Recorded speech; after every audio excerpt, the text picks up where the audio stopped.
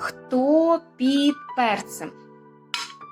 Під перцем шашка. Або під смородиною шахта. Це на автоматизацію звука Ш. Тут Ш. Тут, звичайно, може бути будь-які картинки на будь-які звуки, все, що вам необхідно робити, на диференціацію, автоматизацію, неважливо. Ось. І основне, що дитина має повністю повторити під огірками і сказати, наприклад, шапка. Тобто ми тут ще вчимося використовувати прийменник під.